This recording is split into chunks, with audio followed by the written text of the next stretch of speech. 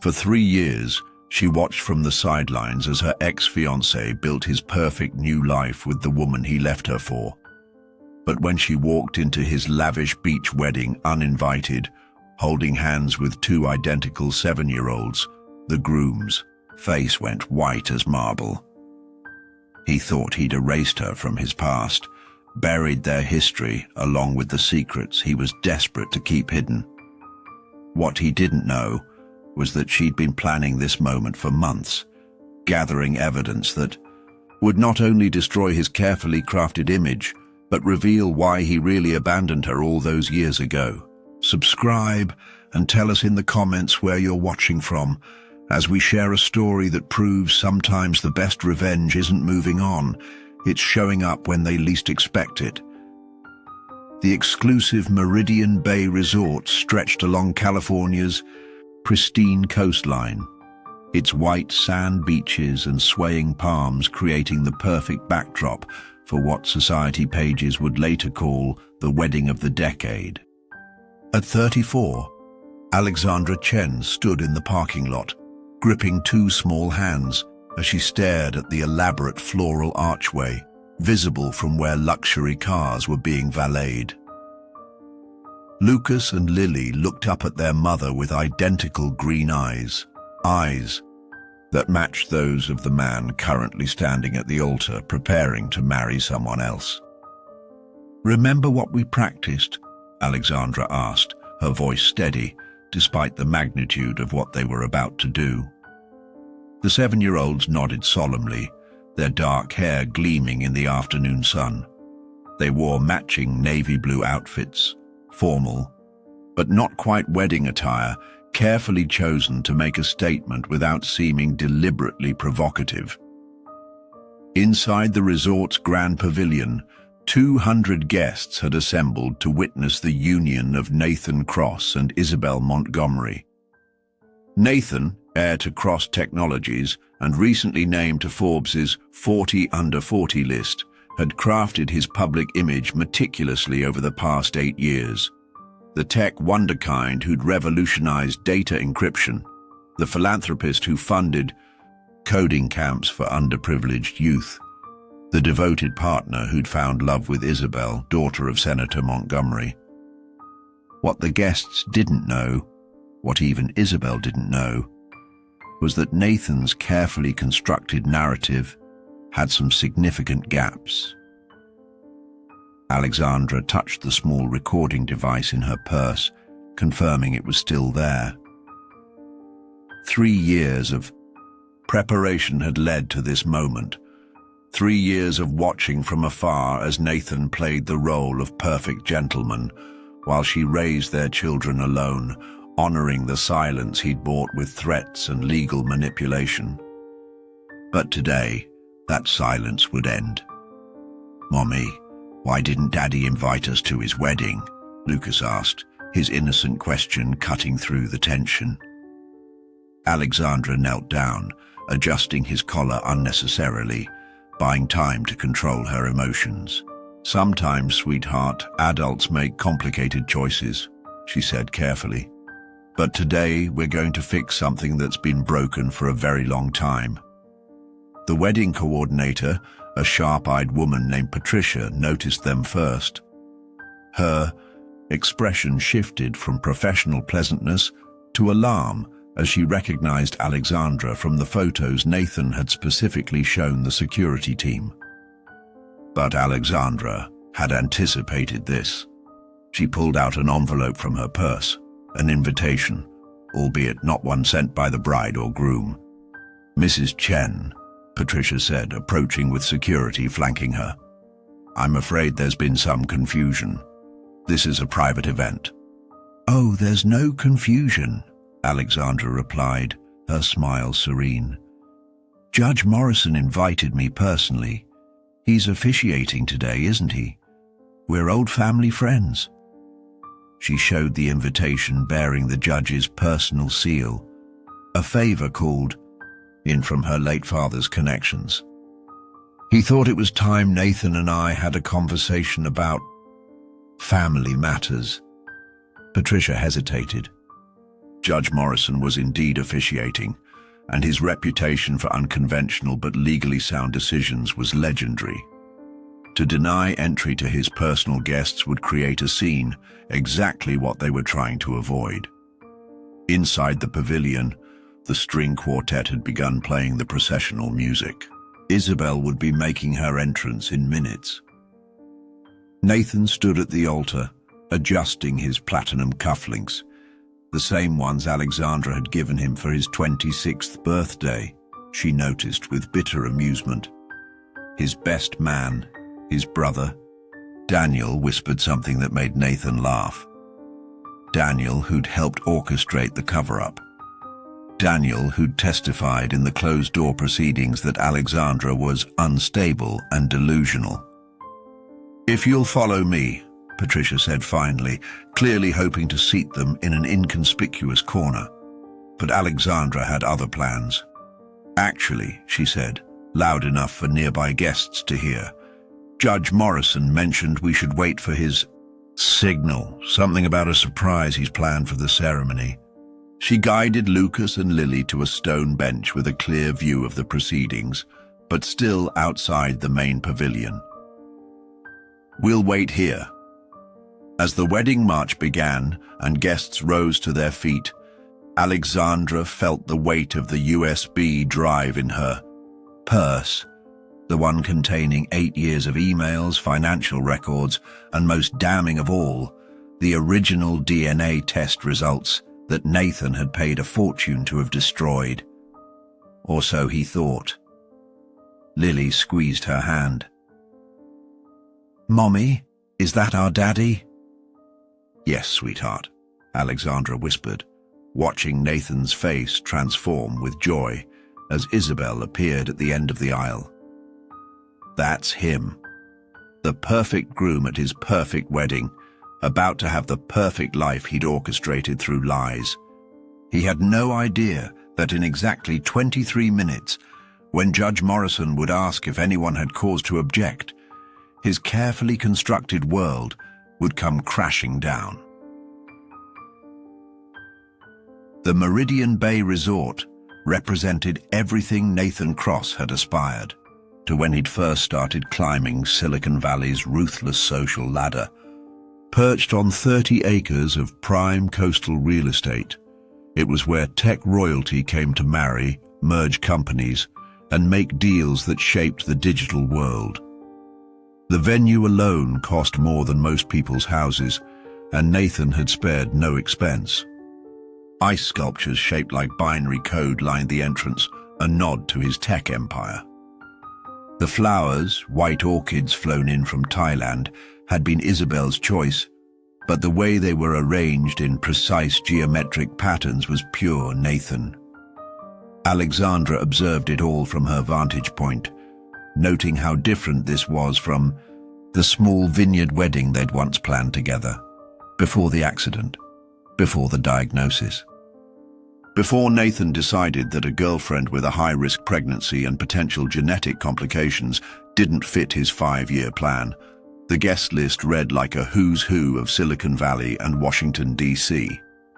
She recognized Vivian Park, CEO of Quantum Solutions, chatting with Senator Montgomery. There was Harrison Walsh, the venture capitalist who'd funded Nathan's first startup. Alexandra had been in the room when Nathan pitched that idea, had actually contributed the key insight that made the encryption algorithm work. Of course, her name appeared nowhere in the patents. "Ladies and gentlemen," Judge Morrison's voice carried across the pavilion through the sound system, "we are gathered here today to witness the union of Nathan and Isabel, a coupling that represents not just the joining of two hearts, but the merger of technology and policy, innovation and tradition." Alexandra almost laughed at the corporate language. Even their wedding vows sounded like a press release. She watched as Nathan took Isabel's hands, his expression radiating the same convincing sincerity he'd worn when he'd promised Alexandra. He'd stand by her no matter what the genetic tests revealed about their unborn children. Lucas and Lily were remarkably well behaved, playing quietly with the tablets Alexandra had brought. To any casual observer, they looked like regular wedding guests' children, perhaps relatives of the judge. But Alexandra caught the moment when Nathan's mother, Eleanor Cross, glanced their way. The older woman's face went pale, her hand flying to her pearl necklace. She knew. Of course she knew. Eleanor had been there the day Alexandra had shown up at the Cross estate 7 months pregnant, begging for Nathan to at least acknowledge their children. Eleanor had been the one to write the check, to have her personal attorney draft the non-disclosure agreement. The ceremony proceeded with practiced elegance. Isabel, resplendent in a custom Vera Wang gown that reportedly cost 6 figures, gazed at Nathan with absolute trust. Alexandra felt a pang of sympathy for her. Isabel Montgomery, with her political pedigree and Ivy League education, genuinely believed she was marrying a man of integrity. She had no idea about the falsified medical records, the bribed clinic staff, or the legal team that had worked overtime to erase any trace of Nathan's previous life. Nathan has always been a man of vision, Judge Morrison continued, clearly, enjoying his moment in the spotlight. From his groundbreaking work in cryptographic security to his philanthropic endeavors, he has shown us that success is not just about personal achievement, but about lifting others as you climb. Lucas looked up from his tablet. "Mommy, why is everyone dressed so fancy?" "It's a special day," Alexandra replied quietly. "People like to dress up for weddings." "Will we have a wedding someday?" Lily asked. Before Alexandra could answer, she noticed security guards speaking into their earpieces, their eyes scanning the perimeter. Patricia, the wedding coordinator, was having an animated discussion with someone on her phone. The word was spreading that uninvited guests were present, but the invitation from Judge Morrison was keeping them at bay, for now. The tech elite in attendance were live tweeting the event. Cross Montgomery, wedding already trending. Photos of the elaborate decorations, the celebrity guests, and the happy couple were being broadcast to millions. Nathan had always understood the power of public perception. It was about to become his greatest vulnerability.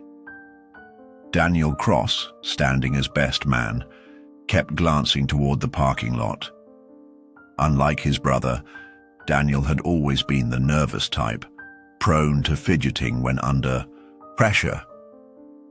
Today, his anxiety was palpable. He knew what was at stake if the truth came out. His own company, a subsidiary of Cross Technologies, depended on Nathan's reputation remaining intact. As Judge Morrison launched into a lengthy anecdote about Nathan's charitable work, specifically his donations to children's hospitals, which Alexandra found bitterly ironic, she felt her phone vibrate. A text from her lawyer.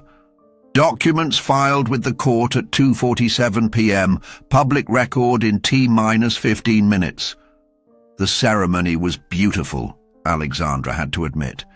Every detail perfectly orchestrated to create the image of a fairy tale romance. But fairy tales, she'd learned, were just stories people told to hide darker truths, and the truth had a way of surfacing, no matter how deep you tried to bury it. Alexandra had perfected the art of invisibility over the past 3 years. As the ceremony continued, she positioned herself and the children just within sight lines, but far enough to avoid direct confrontation. To anyone watching, she appeared to be exactly what her cover story suggested, a family friend of the judge, perhaps a young widow with children, politely observing from a respectful distance. The navy dress she wore was deliberately understated, professional but not attention-seeking. She'd learned that the best disguise was often the one that made you forgettable. But beneath the calm exterior, every muscle in her body was coiled with tension. She watched Nathan deliver his vows with the same passionate conviction he'd once used to promise her father he'd take care of her. "Isabel," Nathan said, his voice carrying clearly across the pavilion, "you've shown me what true partnership means. Your strength, your integrity, your unwavering support. These are the foundations upon which we'll build our future."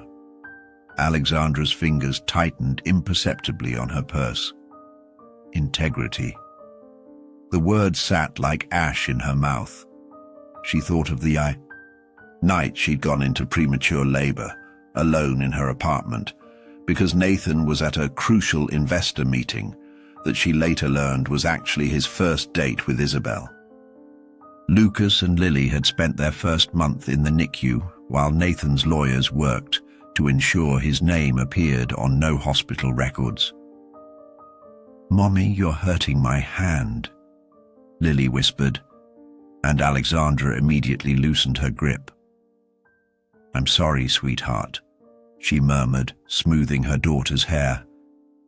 The gesture was noticed by an elderly woman sitting nearby, who smiled approvingly at what she assumed was a devoted single mother. If only she knew. Alexandra had become an expert at playing this role. At the children's school, she was Ms. Chen, the software consultant who worked from home and never missed a parent-teacher conference. At the grocery store, she was the woman who carefully clipped coupons and bought generic brands, stretching every dollar of the settlement money that was supposed to last until her son and daughter turned 18. In her neighborhood, she was the quiet tenant in 4B who kept to herself but always helped elderly Mrs. Patterson with her groceries. None of them knew about her MIT degree or that she'd been the lead developer on the algorithm that became the foundation of Cross Technologies' flagship product. That information had been legally erased, along with her employment records and any trace of her 4-year relationship with Nathan. She'd signed those papers in a hospital bed, still weak from complications, because Nathan's legal team had made it clear: sign and receive enough money to care for the children or fight and risk losing everything. "The rings, please," Judge Morrison announced, and Daniel Cross stepped forward, producing 2 platinum bands from his pocket. Alexandra noticed his hands trembling slightly as he handed them to his brother. Daniel had always been the weak link, the one who'd needed 3 drinks before he could lie to her face about Nathan's whereabouts during her pregnancy. As the couple exchanged rings, Alexandra's phone buzzed again. Her lawyer, court documents now public, reporters already picking up the story. She glanced at Lucas and Lily, who were absorbed in their tablets, playing an educational game she'd designed herself, another skill set the world didn't know she possessed. They looked so much like Nathan at that age, from photos Eleanor had once shown her during happier times. The same sharp jawline, the same way their brows furrowed when concentrating. But they had her resilience, her ability to adapt and survive. "Do you, Nathan Alexander Cross, take Isabel Marie Montgomery to be your lawfully wedded wife?" Judge Morrison's voice boomed across the venue. "I do," Nathan replied without hesitation. Alexandra remembered when he'd practiced proposing to her, stumbling over his words in their tiny apartment near campus. He'd been so different then, brilliant but insecure, driven but still human. Success had transformed him into someone she barely recognized, someone who could look at his own children and see only liability. "And do you, Isabel Marie Montgomery, take Nathan Alexander Cross to be your lawfully wedded husband?" There was a pause, so brief most wouldn't notice, but Alexandra caught it. Isabel's eyes flickered toward her phone, which her maid of honor was holding. Had she seen something? A news alert, perhaps? But then the moment passed. "I do," Isabel said, her smile returning. "Then by the power vested in me by the state of California," Judge Morrison began, but Alexandra was no longer listening. She was watching security guards converging near the main entrance, their expressions urgent. Someone had discovered the court filing. The news was traveling fast in this connected crowd. She touched the recording device in her purse one more time, then looked down at her children. They deserved to know their father, but more importantly, they deserved the truth about who they were and where they came from. Today, finally, they would have both. The Alexandra Chen, who'd been erased from history, was about to make her reappearance. Eleanor Cross was the first to crack. Alexandra watched Nathan's mother excuse herself from her front row seat, her movements sharp and agitated as she whispered urgently to her assistant. The older woman's phone was buzzing incessantly, and her face had taken on the particular shade of grey that suggested she'd just received devastating news. She kept glancing toward Alexandra and Lucas and Lily, her expression a mixture of recognition and dawning horror. Judge Morrison, meanwhile, seemed to be drawing out the ceremony with unusual deliberation. "Before I pronounce you husband and wife," he said, his eyes twinkling with something that might have been mischief, "I'd like to share a brief reflection on the nature of truth in marriage." Several guests shifted uncomfortably. This wasn't typical wedding fare. Alexandra noticed Vivian Park, the Quantum Solutions CEO, frowning at her phone. Then Harrison Walsh did the same. Like dominoes, the Silicon Valley elite began checking their devices, despite the wedding coordinator's earlier request to silence them. The hashtag Giant Cross Tech Scandal was beginning to trend alongside Giant Cross Montgomery wedding. "You see," Judge Morrison continued, seemingly oblivious to the growing unrest, "marriage is built on a foundation of honesty, complete, unwavering honesty. Because secrets, my dear friends, have a way of surfacing at the most inopportune times." Nathan's jaw tightened almost imperceptibly. He knew Morrison's reputation for eccentric speeches, but this felt pointed. Daniel, standing beside him, was perspiring despite the ocean breeze. "Mommy," Lucas said quietly, "why is that lady staring at us?" He pointed to Eleanor Cross, who was now openly gaping at them from across the courtyard. "She recognizes us, sweetheart," Alexandra replied calmly. "Sometimes people are surprised to see faces from their past. 7 years ago, Eleanor had been the one to coordinate the cover-up. She'd hired the private investigators who dug up dirt on Alexandra's family, her mother's bankruptcy, her brother's juvenile record, anything that could be used as leverage. But Eleanor had made one crucial mistake. She'd underestimated Alexandra's intelligence and determination. Every meeting, every threat, every document had been secretly recorded. "Is anyone else noticing this?" Alexandra heard a guest whisper behind her. "Check TMZ. Something about cross-technologies and hidden assets." The digital breadcrumbs Alexandra had scattered were beginning to form a trail. The court filing at 2:47 p.m. had been just the beginning. She'd timed the release of information to cascade. First, the legal documents revealing the existence and paternity of Lucas and Lily, then the financial records showing Nathan's efforts to hide assets from both the IRS and his investors, and, finally, the coup de grace, the recordings of him discussing how to eliminate the problem of his pregnant girlfriend. Senator Montgomery, Isabel's father, was now engaged in an intense conversation with his chief of staff. His political instincts were sharp enough to sense when a scandal was about to break. He kept glancing at his daughter, perhaps calculating whether it was too late to stop the ceremony and minimize the damage to his own reputation. "The truth," Judge Morrison continued, his voice carrying a weight that suggested he knew exactly what was happening, "has a peculiar quality. You can bury it, deny it, pay to make it disappear. But truth is patient. It waits for the perfect moment to resurface." Alexandra felt a small hand slip into hers. Lily was looking up at her with those penetrating green eyes, Nathan's eyes. "Are we going to meet our daddy today?" she asked innocently. "Perhaps," Alexandra said softly, "if he's ready to meet you." The wedding photographer, a renowned artist, who'd shot covers for Vogue, was capturing what he must have thought were candid moments of joy.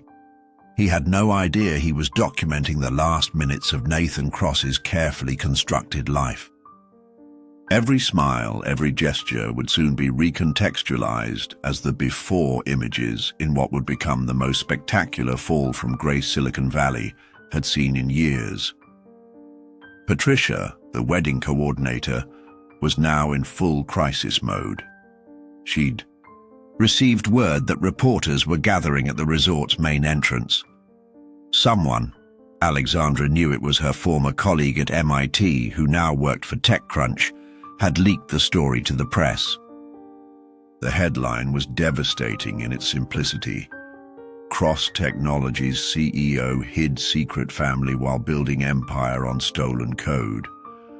Daniel Cross abandoned his post as best man, walking quickly toward the parking lot while pulling out his phone. Alexandra knew he was calling his lawyer. The subsidiary company he ran was about to be investigated for its role in hiding Nathan's assets. The FBI had been notified that morning, another carefully timed element of Alexandra's plan.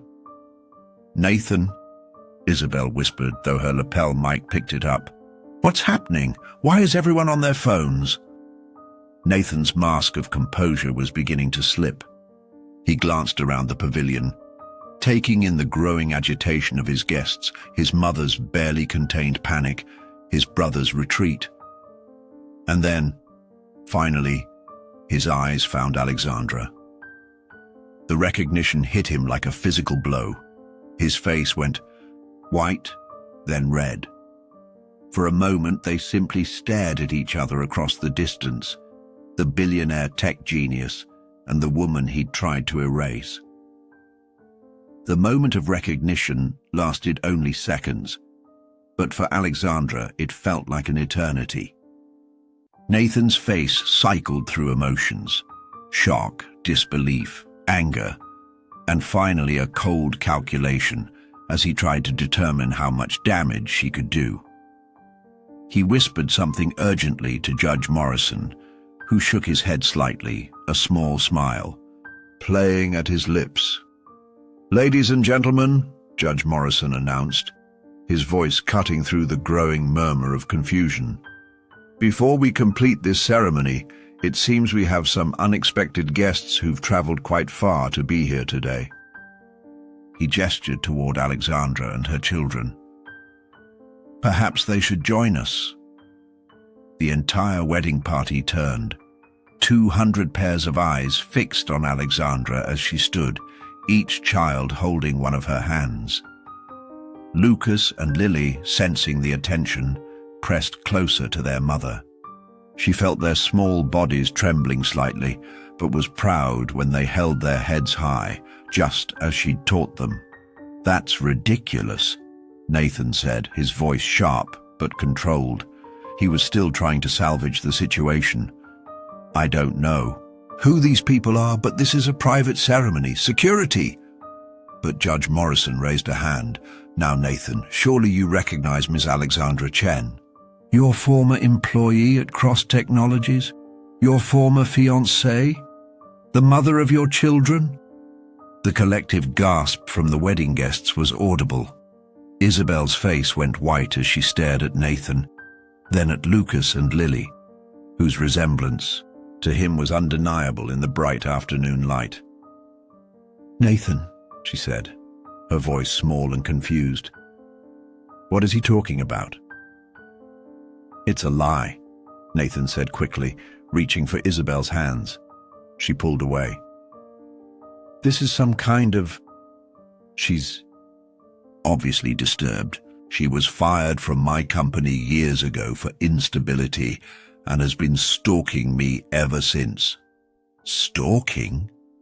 Alexandra's voice rang out clear and strong as she walked forward, the children still beside her. Is that what you call raising your children? Alone while you built your empire on the algorithm I created? She reached into her purse and pulled out a slim tablet, its screen already glowing with prepared evidence. Judge Morrison, Senator Montgomery, distinguished guests, I apologize for the disruption, but I believe you all have a right to know who you're celebrating today. Stop her, Nathan commanded, but security hesitated, unsure whether to intervene in what was clearly a personal matter unfolding before hundreds of influential witnesses. With practiced efficiency, Alexandra connected her tablet to the venue's AV system, a vulnerability she'd discovered during her reconnaissance weeks earlier. Suddenly, the screens meant to display romantic photos of the couple lit up with documents, hospital records, DNA tests, patent applications with her name crudely edited out and Nathan's inserted. 7 years ago, Alexandra said, her voice steady. Despite the years of pain behind each word, I was engaged to Nathan Cross. We worked together to create the encryption algorithm that became the foundation of Cross Technologies. When I became pregnant with twins, genetic testing revealed they might be born with a rare condition. Nathan decided that imperfect children didn't fit his image. Shut it down, Nathan shouted.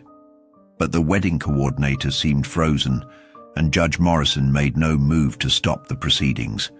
More documents flashed on screen, emails between Nathan and his lawyers discussing how to eliminate the Alexandra problem, bank records showing payments to medical professionals to falsify records, and then the recording that Alexandra had saved for this moment. Nathan's voice, younger but unmistakable, filled the pavilion through the sound system. I don't care what it takes. She can't prove those kids are mine if the tests disappear. Pay off whoever you need to. I'm not having my IPO derailed by some genetic sob story. Tell her if she fights this, I'll bury her so deep she'll never work in tech again. Isabel made a sound somewhere between a gasp and a sob. Senator Montgomery was on his feet, his face purple with rage, though whether at Nathan or at the public, humiliation wasn't clear. Daddy! Lily's voice, amplified by a microphone Alexandra had clipped to her daughter's dress, cut through the chaos. Is that man really our daddy? Why does he sound so mean? The innocence of the question broke whatever composure remained in the pavilion. Eleanor Cross sank into her chair, covering her face.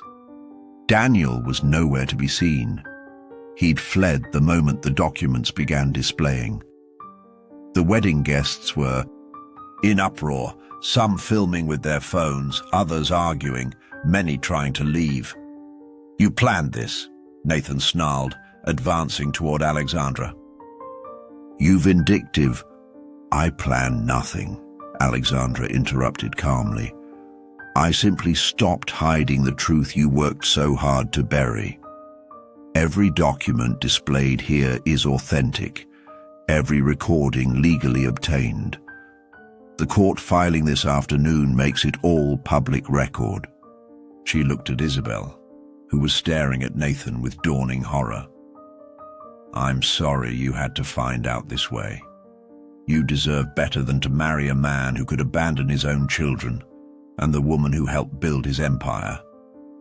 The screens now showed a final image, a photo from happier times, Nathan and Alexandra in their tiny apartment, working side by side on the code that would make him billions. Her name was clearly visible on the whiteboard behind them, next to the algorithm Nathan had claimed as his sole invention. "These are your children, Nathan," Alexandra said quietly. "Lucas and Lily. They're 7 years old, they're brilliant, like their father, and they've never asked for anything except to know why their daddy doesn't want them." The pavilion had descended into chaos, but Alexandra remained perfectly still, a calm center in the storm of scandal. She placed protective hands on her children's shoulders as guests scrambled for exits and wedding staff stood frozen in confusion. Through it all, she maintained the same serene expression she'd perfected during 3 years of single motherhood, the look that said she'd already weathered the worst and nothing could shake her now. Nathan's face had turned an alarming shade of red. "This is extortion," he shouted, pointing at Alexandra. "She's trying to destroy me out of jealousy. These aren't even my children. She's fabricated everything." "Then you won't mind taking a paternity test," Alexandra said evenly. "Of course. We already have 3 independent lab results, but I'm sure everyone here would appreciate real-time verification." She produced a sealed DNA testing kit from her purse. "I brought one just in case you continued to deny what everyone can see just by looking at Lucas and Lily." Her son and daughter stood quietly beside her, their composure remarkable for 7-year-olds. Alexandra had prepared them for this possibility, explaining in age-appropriate terms that they might meet their father today, and that he might not be happy to see them at first. She'd taught them that someone's initial reaction didn't define their worth. Isabel had sunk onto a nearby chair, her elaborate veil pooling around her like defeated wings. Her bridesmaids fluttered around her uncertainly, torn between comfort and their own shock. "Is it true?" she asked Nathan, her voice barely above a whisper. "All of it? Isabel, darling, you can't believe—" Nathan started toward her, but she held up a hand. "The algorithm," Isabel said slowly, as if pieces were clicking into place. "You always said you created it alone in your garage, but she was there. She was your partner. She was an employee," Nathan insisted, but his voice lacked conviction. "A junior developer who graduated summa cum laude from MIT with a double major in computer science and mathematics," Alexandra interrupted mildly. "Who published 3 papers on encryption methodology before age 22, whose thesis advisor called her the most brilliant mind he'd encountered in a decade. But yes, do tell everyone how I was just a junior developer." Judge Morrison, who had been watching the proceedings with what could only be described as satisfaction, finally spoke. "Mr. Cross, I believe Ms. Chen has raised some serious legal questions. As an officer of the court, I'm obligated to ensure you set this up." Nathan whirled on the judge. "You were in on this conspiracy." Morrison's eyebrows rose. "I merely agreed to officiate your wedding, Nathan. If you'd been honest about your past, we wouldn't be having this conversation. As for Ms. Chen's invitation, well, I believe in the importance of family at weddings. All family." Senator Montgomery had been conferring with his staff in urgent whispers. Now he stood, his political instincts taking over. "This wedding is cancelled," he announced with authority. "Everyone, please exit in an orderly fashion. The Montgomery family will be making no statements at this time."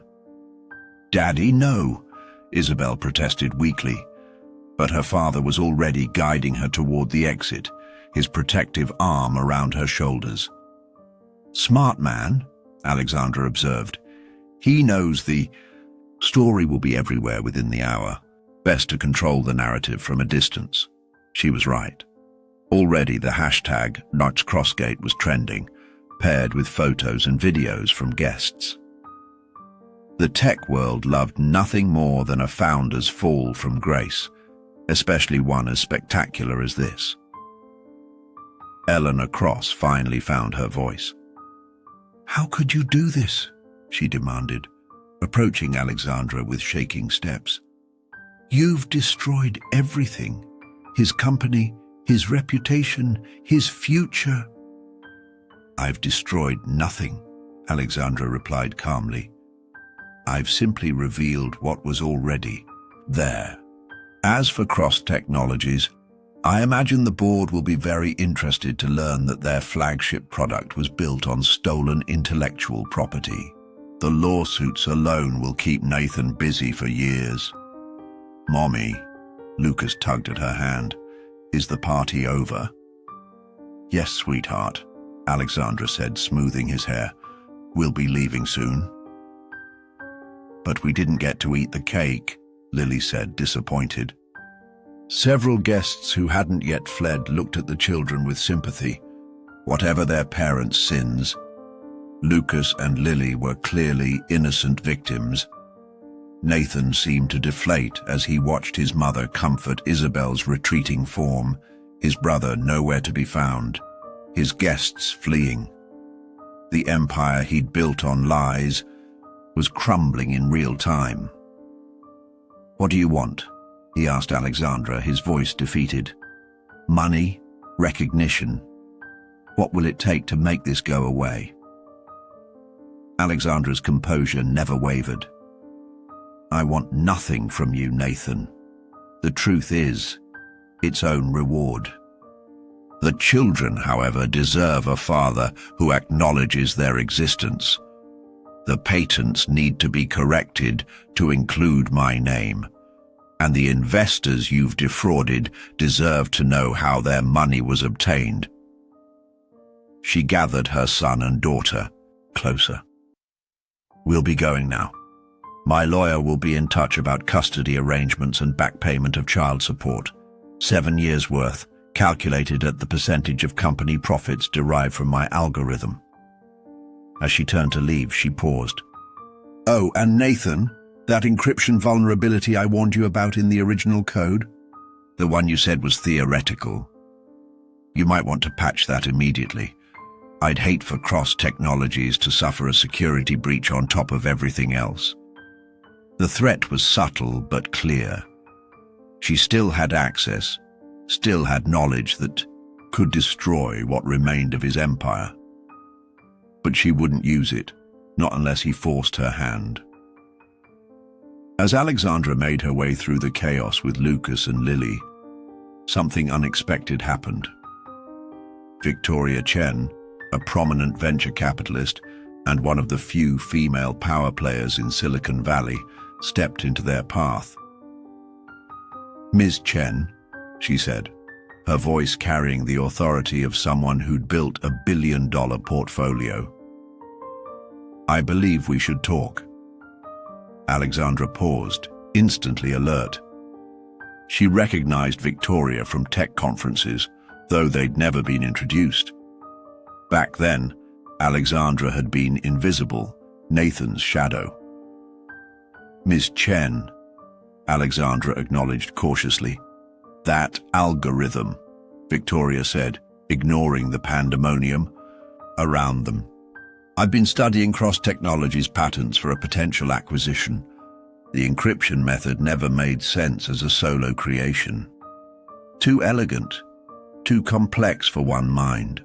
She studied Alexandra intently. "It has the hallmark of collaborative genius. Your signature is all over it, isn't it?" Before Alexandra could respond, another voice joined them. "She's right." Dr. Martin Syed, Alexandra's former thesis advisor from MIT, emerged from the crowd. "I came for the wedding, but I stayed for the truth." "Hello, Alexandra. I've been waiting 7 years to see you reclaim your work." Lucas and Lily looked up at these new adults with curiosity. Alexandra had taught them to be polite but cautious with strangers. Yet something about the way these people addressed their mother, with respect, with recognition, made them stand a little straighter. "Dr. Syed," Alexandra said warmly, genuine emotion cracking through her composed facade for the first time. "I didn't know you were here." "Nathan invited me," the professor said dryly. "Wanted to showcase his success to his former instructors. Ironic, really, considering he was barely passing my cryptography course until you started tutoring him. More people were gathering now, drawn by the conversation. Alexandra recognized several faces from the tech community, people who'd known her before Nathan had erased her existence. Their expressions ranged from surprise to understanding to anger on her behalf. "The Stephanie Protocol," said James Liu, CTO of a major cybersecurity firm. "That's what we call it internally. The elegant solution in Cross's algorithm that makes it virtually unbreakable. We never understood why it was named that." Alexandra smiled slightly. "My middle name is Stephanie. Nathan said it was too feminine for a security protocol, but I insisted. I suppose he forgot to change that detail when he stole the rest." "Mommy knows computers?" Lily asked, her voice carrying in the hushed atmosphere. "Your mother," Dr. Syed told the little girl kindly, "is one of the most brilliant cryptographers I've ever taught.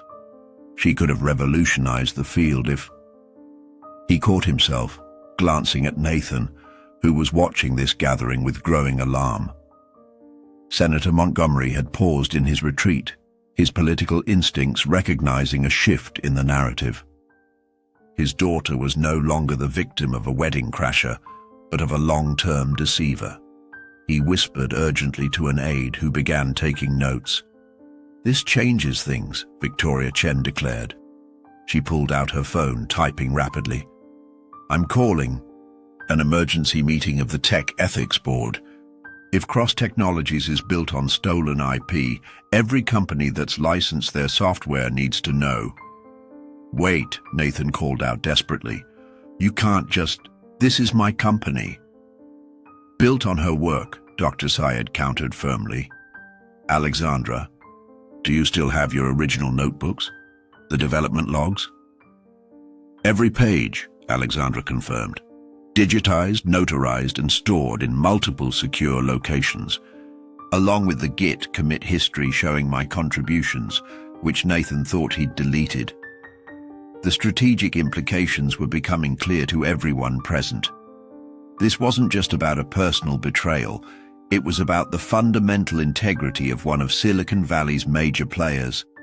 Stock prices, partnerships, acquisitions worth billions were all in jeopardy. "Ms. Chen," a new voice interrupted. Patricia Wells, the Washington Post's leading tech journalist, had somehow made it past security. "Would you be willing to give an exclusive interview? The public deserves to know how a brilliant woman was erased from her own invention." Alexandra felt Lucas and Lily press closer to her. This was spiraling beyond her original plan, but she maintained control. "My children have been through enough today," she said carefully. "Any discussions about interviews or business can wait." "Of course," Victoria said immediately, "but please, take my card. When you're ready, I want to discuss funding your next project, whatever it is." As business cards appeared from multiple directions, Alexandra realized something profound was happening. The tech community was choosing sides, and they were choosing hers. Not out of pity, but from recognition of talent and injustice. Nathan watched his wedding guests, his network, his power base, align themselves with Alexandra. "She's manipulating all of you," he said desperately. "This is a coordinated attack." "The only coordination I see," Senator Montgomery said coldly, "is the systematic theft of intellectual property and the abandonment of parental responsibility." He looked at his daughter, who was silently weeping. "We're leaving. Now." Eleanor Cross approached her son. "Nathan, she said quietly. Stop. You're only making it worse. You're taking her side too, Nathan asked incredulously. I'm taking the side of those children, Eleanor said, her voice heavy with shame. My grandchildren whom I helped you deny. God forgive me. Judge Morrison cleared his throat, commanding attention despite the chaos. Given the serious nature of these allegations, he announced, and my obligation as a legal officer, I believe we need to establish some facts formally. He gestured to the pavilion's AV system, which still displayed Alexandra's evidence. Ms. Chen, would you be willing to present your documentation in a more structured manner? Alexandra nodded, her fingers moving swiftly across her tablet. The scattered images on screen organized themselves into a clear timeline. 7 years ago, she began, her voice carrying clearly through the wireless mic she'd activated, Nathan Cross and I worked together on solving a critical problem in data encryption.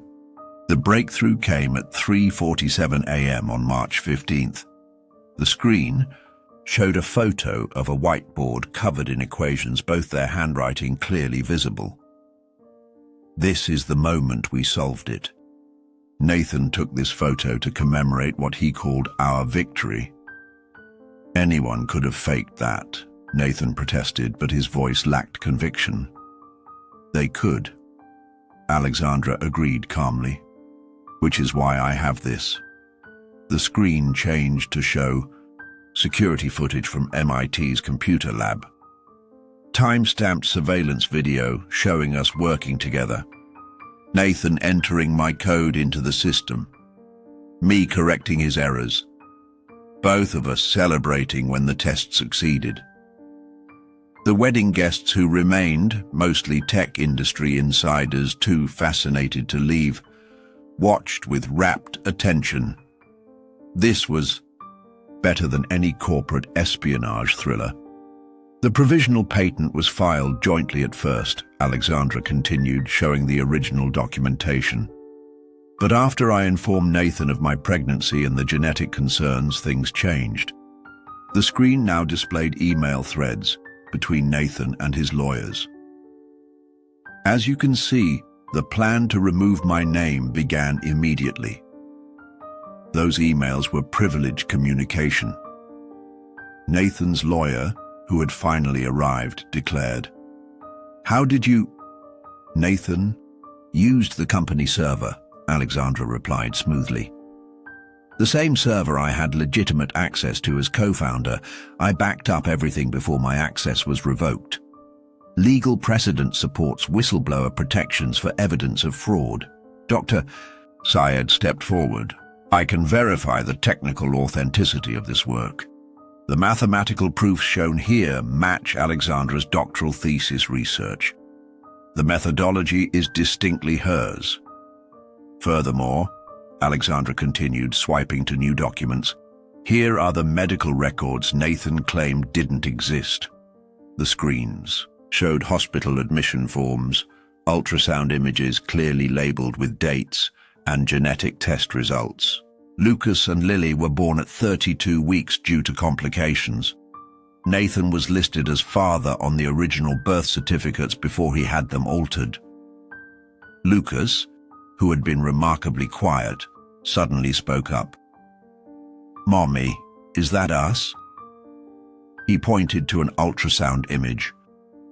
"Yes, sweetheart," Alexandra said gently. "That's you and Lily before you were born." The humanizing moment wasn't lost on the crowd. Several people wiped away tears, including Eleanor Cross. But the most damning evidence, Alexandra said, her tone hardening, is this. She played another audio recording. This time it was a conference call between Nathan, his brother Daniel, and their legal team. "The beauty is," Nathan's recorded voice said with chilling casualness, "once we establish she was mentally unstable during the pregnancy, no one will believe her. We'll say the stress caused delusions. Classic pregnancy psychosis. The family. Court judge will eat it up. Jesus, Nathan, Daniel's voice responded. That's cold even for you. It's business, Nathan replied. I can't have defective kids and a clingy ex dragging down my valuation. The IPO roadshow starts in 6 months. This needs to be ancient history by then. Isabel, who had stopped her, retreat to listen, made a strangled sound. Defective kids, she repeated, staring at Nathan with horror. That's how you talk about your own children. Isabel, that was taken out of context, Nathan began. What context makes that acceptable? She demanded, her political upbringing finally showing steel. What context justifies calling children defective because they might have challenges? Lucas and Lily were born healthy, Alexandra added quietly. The genetic condition didn't manifest, but Nathan never bothered to check. He'd already written them off. The screen now showed a final set of documents, court orders, custody agreements, and financial statements. For 3 years, I've raised our children alone, not because I wanted to, but because Nathan threatened to destroy my career, my family, and any chance I had of working in tech again if I didn't disappear. And yet here you are, Victoria Chen observed. Obviously you didn't let him destroy you. No, Alexandra agreed.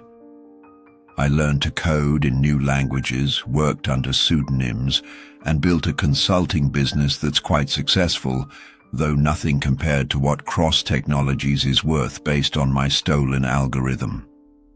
Our algorithm, Lucas corrected, solemnly.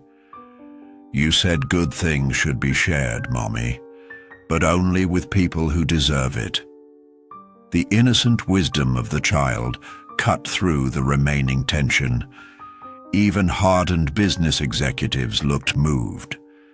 Mr. Cross, Judge Morrison said, formally, I've seen enough evidence to suggest multiple crimes may have been committed. Patent fraud, custody interference, potentially extortion. As an officer of the court, I'm obligated to report this to the authorities. Nathan's lawyer whispered urgently in his ear, clearly advising him to stop talking, but Nathan's ego wouldn't allow it. This is a setup. She's been planning this for years. 3 years, actually, Alexandra confirmed. Since the day you told Lucas and Lily they were mistakes that needed to disappear. Yes, Nathan, I've been planning. Not revenge, justice. There's a difference. The moment of complete reversal came not with shouting or drama, but with a simple notification sound from Nathan's phone. He glanced at it reflexively, and his face went ashen. Then another ping, and another. Soon the pavilion filled with the symphony of notifications, as every tech executive present received the same alerts. What's happening? Someone asked, checking their phone. Cross Technologies stock just halted trading, SEC announcement, another confirmed. They're opening an investigation into patent fraud and financial misrepresentation.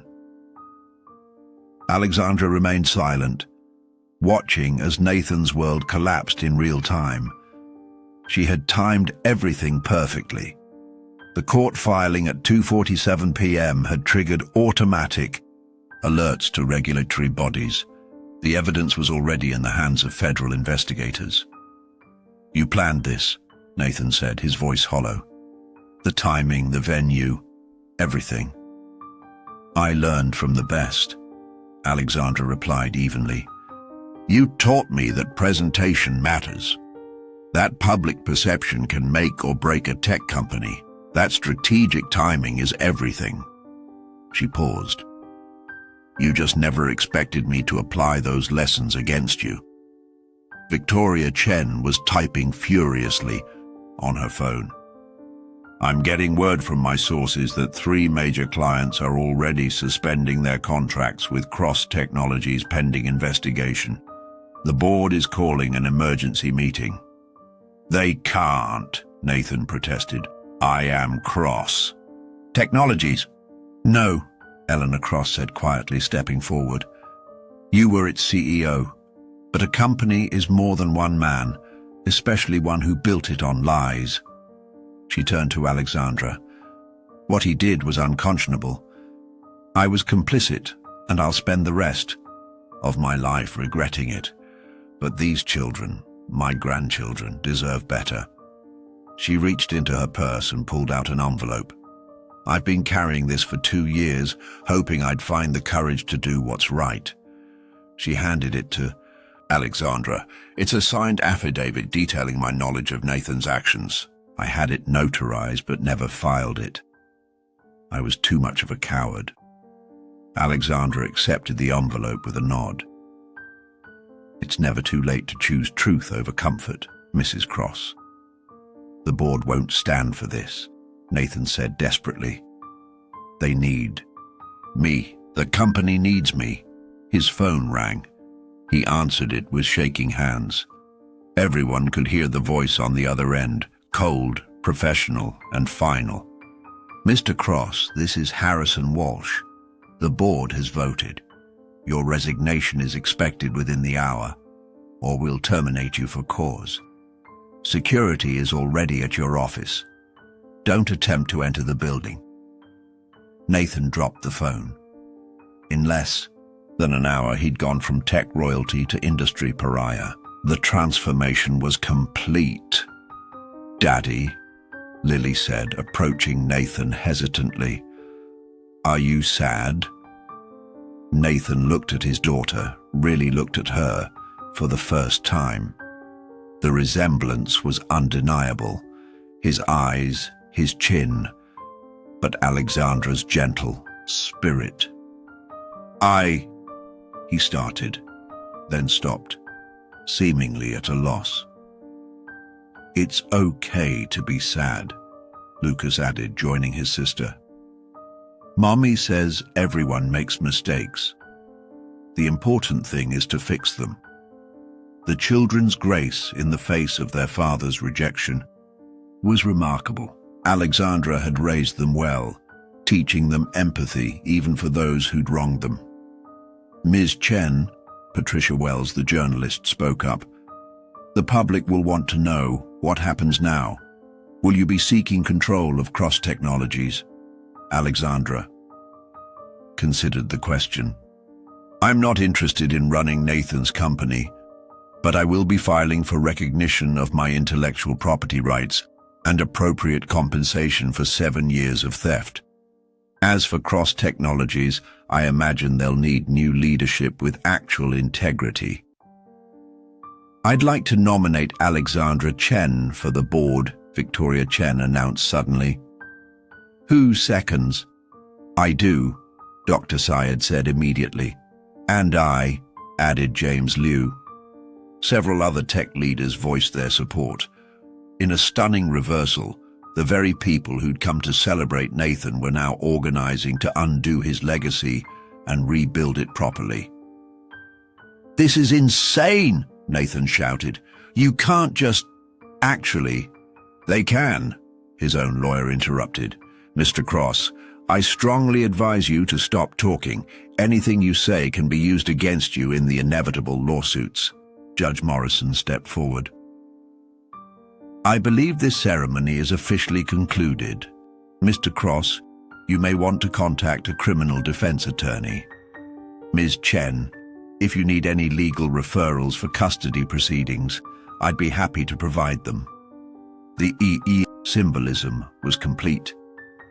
The judge, who was to have blessed Nathan's new union, was now offering to help Alexandra secure her children's future. The guests, who'd come to celebrate his marriage, were organizing his professional downfall. The woman he'd tried to erase had just erased him instead. We should go, Alexandra told Lucas and Lily.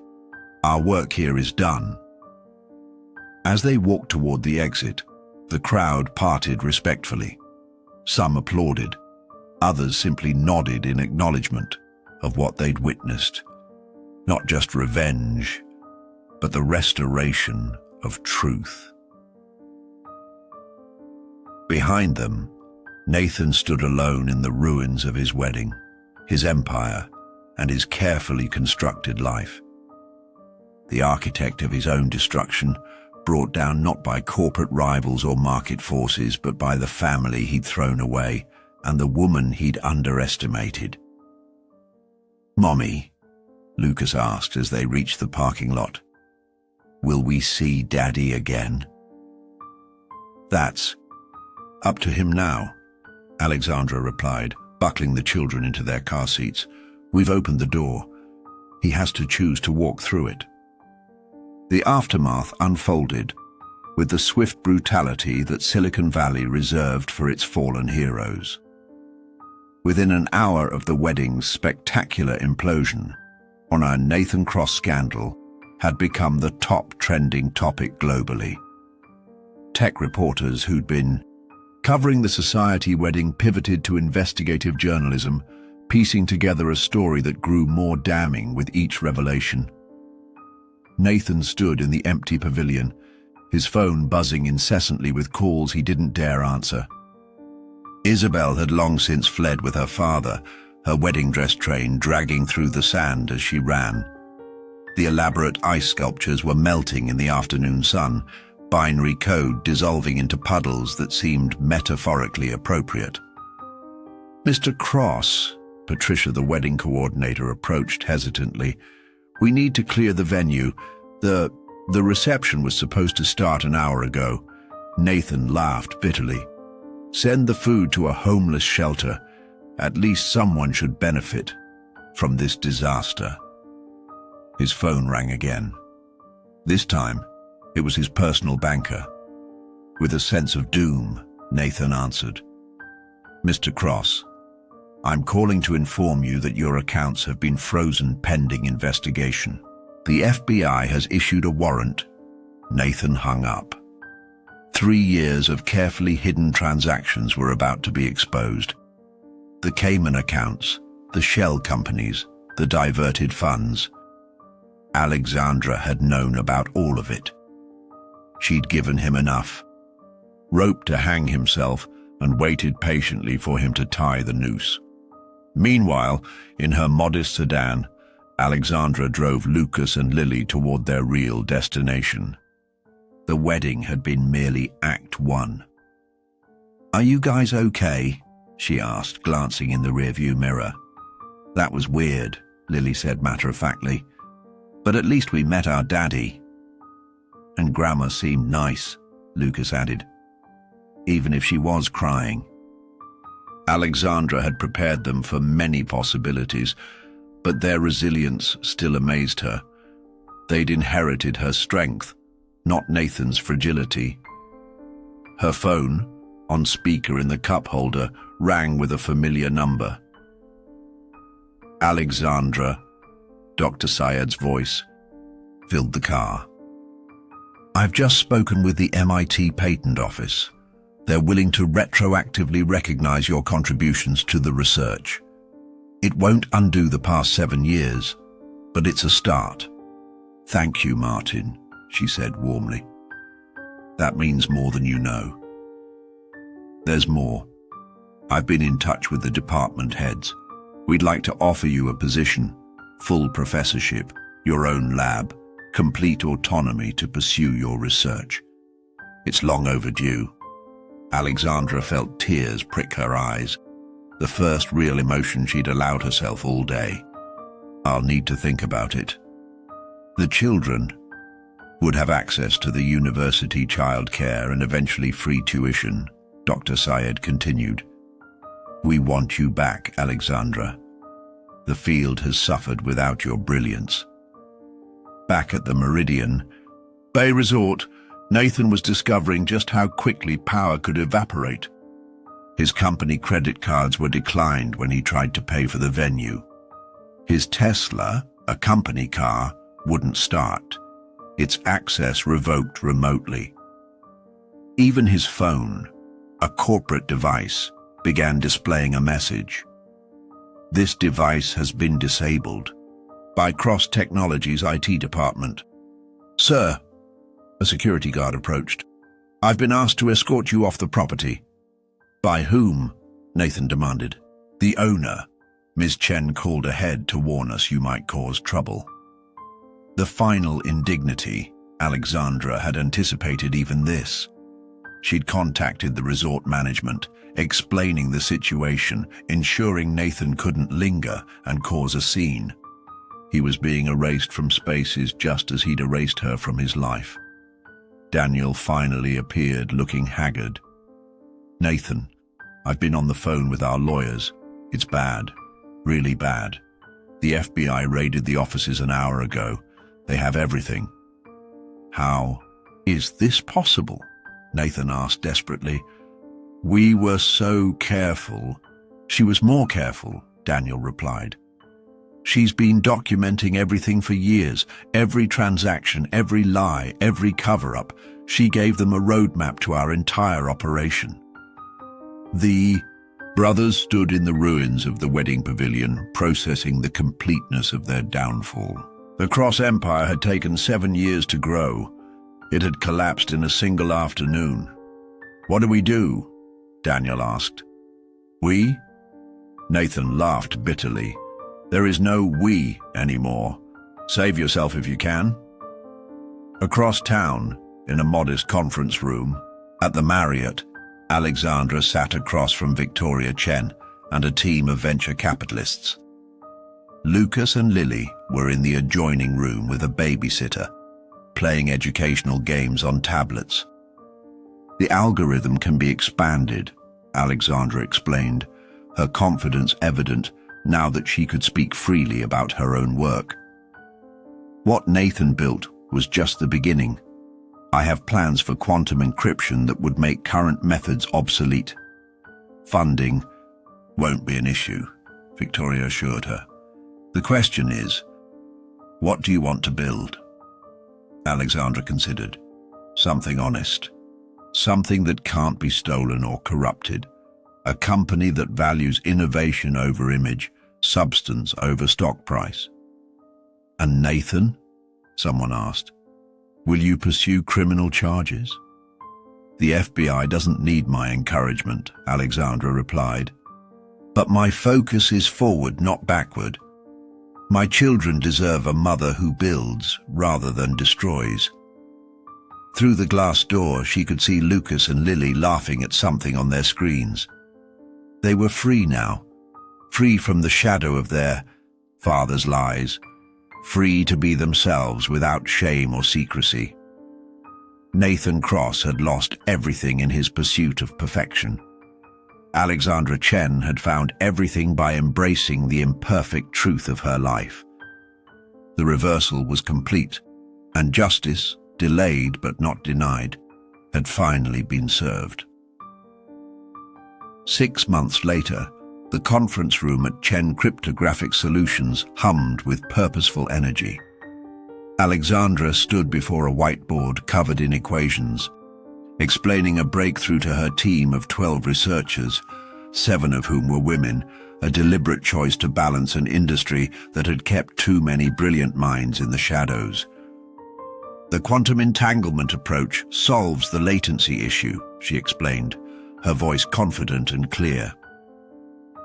Through the glass walls, she could see Lucas and Lily in the company's on-site childcare center, working on homework with other employees, children. The decision to create a family-friendly workplace had been her first as CEO of her own company. Alexandra, her assistant, knocked gently. The Times reporter is here for your interview. She nodded, finishing her point before stepping out. The New York Times was doing a feature on her, not as Nathan Cross's victim, but as the innovator whose suppressed work was revolutionizing cybersecurity. The narrative had shifted completely. The reporter, a seasoned tech journalist named Michael Torres, stood as she entered. Ms. Chen, thank you for making time. Shall we discuss the IPO? Alexandra smiled. Among other things. She'd learned from Nathan's mistakes. Her company would go public, but with a structure that prioritized innovation and ethics over quarterly earnings. The board she'd assembled included Dr. Syed, Victoria Chen, and surprisingly, Eleanor Cross, who'd invested her entire divorce settlement from her late husband's estate into supporting the woman her son had wronged. "Let's start with the obvious," Michael said, settling into his chair. "Nathan Cross's trial begins next month. Will you be testifying?" "If called upon," Alexandra replied evenly. "But frankly, the forensic evidence speaks for itself. I'm more interested in discussing our new encryption protocol than rehashing old betrayals." It was true. Nathan had become irrelevant to her daily life. He was out on bail, living in a studio apartment, his assets frozen. The mighty tech titan reduced to accepting court-appointed counsel. His fall had been studied in business schools as a cautionary tale of hubris and fraud. "And the children?" Michael asked gently. "How are they adjusting?" "They're thriving," Alexandra said, genuine warmth entering her voice. "They see their grandmother Eleanor regularly. She's been wonderful with them. As for Nathan, he's been granted supervised visitation, though he's only exercised it twice." She didn't mention how those visits had gone. Nathan sitting stiffly in the court-mandated family center, struggling to connect with children he'd never bothered to know. Lucas and Lily, gracious as always, had tried to engage him.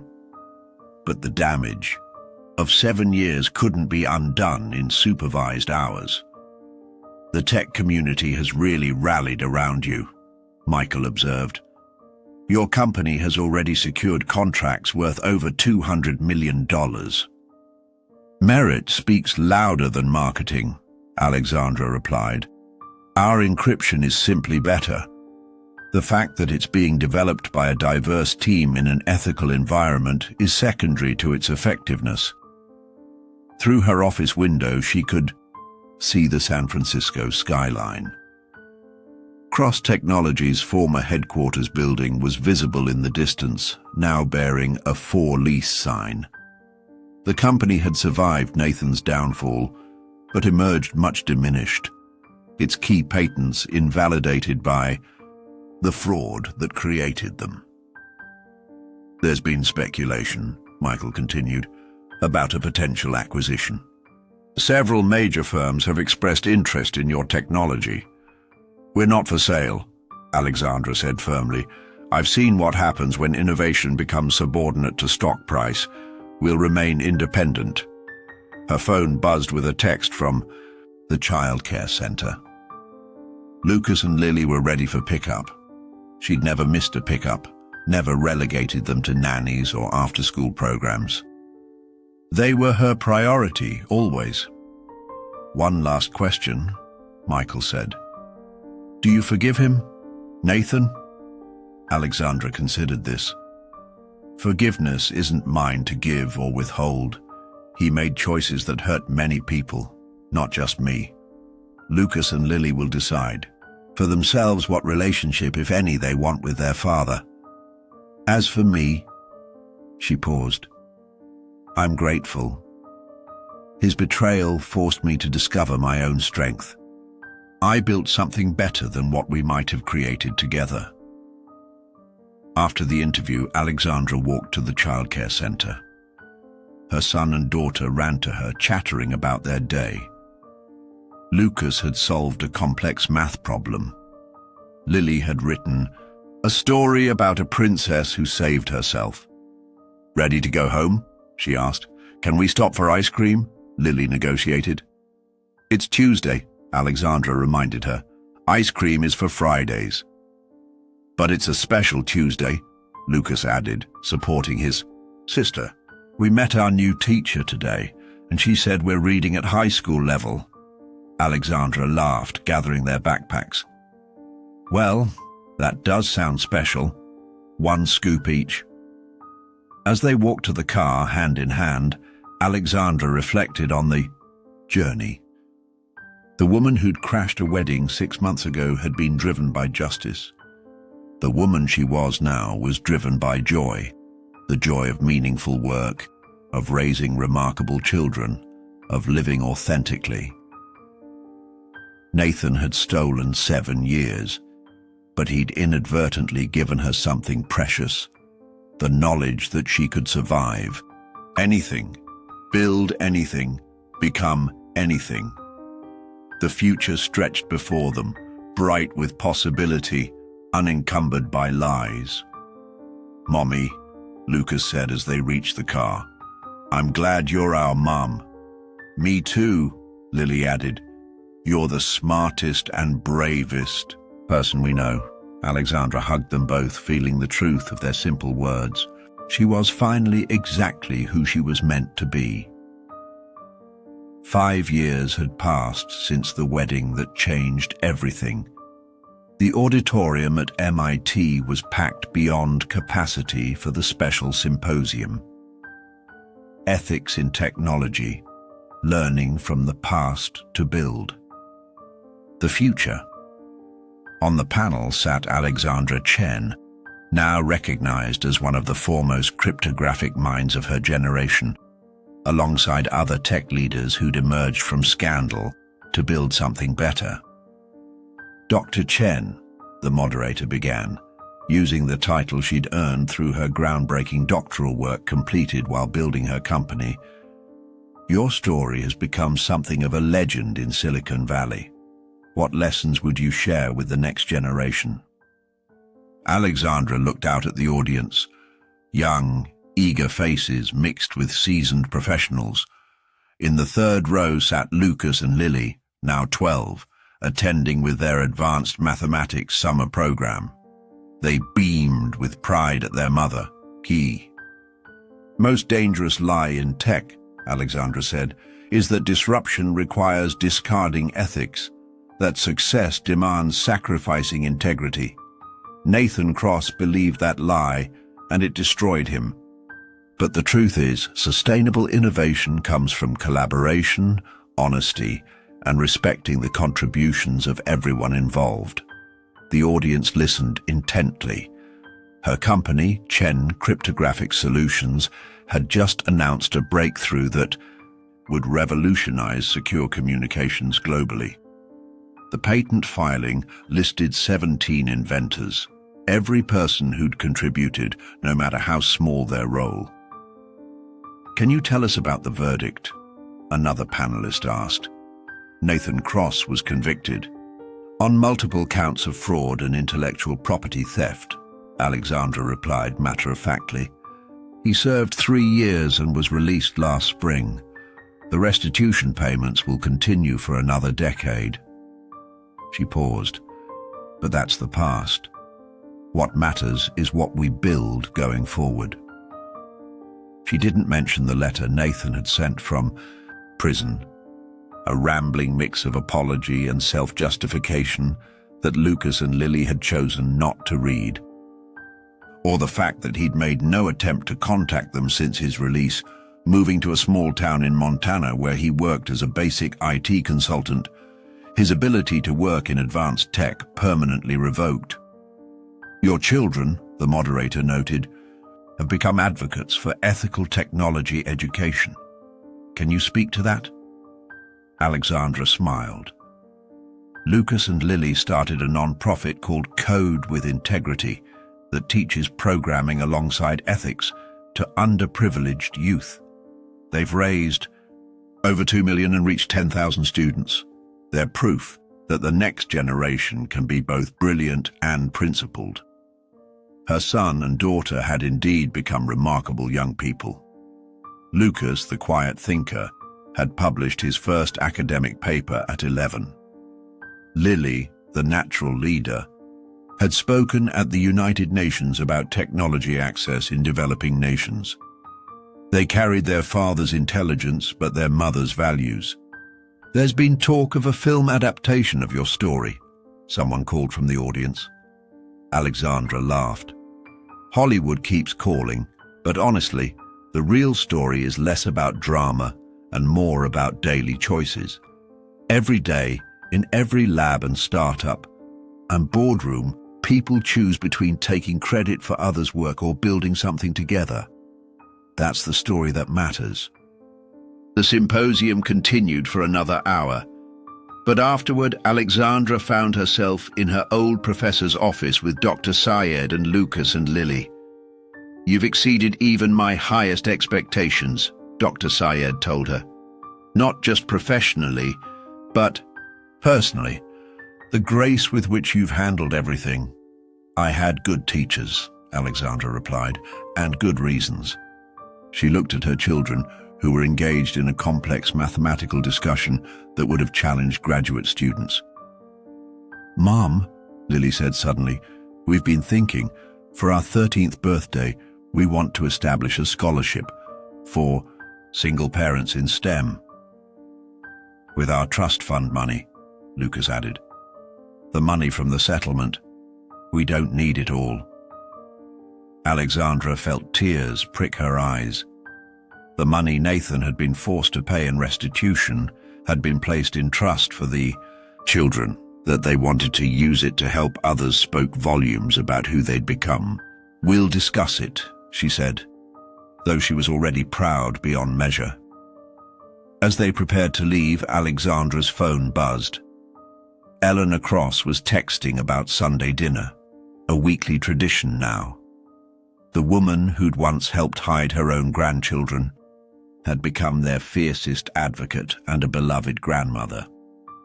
Walking across campus in the fading light, Alexandra reflected on the journey. The woman who'd crashed a wedding with trembling hands had evolved into someone who commanded boardrooms and influenced global technology policy. But more importantly, she'd raised two extraordinary humans who understood that brilliance meant nothing without kindness. "Race you to the car," Lucas suddenly challenged, breaking into a run. "No fair, you got a head start," Lily protested, chasing after him. Alexandra laughed, jogging behind them. Let the world remember Nathan Cross as a cautionary tale. She had something better, a legacy built on truth, innovation, and the unshakable bonds of a family that had weathered the worst and emerged stronger. Lucas and Lily reached the car simultaneously, declaring a tie. As they piled in, arguing good-naturedly about quantum mechanics, Alexandra started the engine and headed home. Behind them, the MIT dome glowed in the setting sun, a symbol of knowledge pursued ethically. Ahead lay a future bright with possibility, though a woman who'd been erased had rewritten her story. And this time no one could steal the authorship.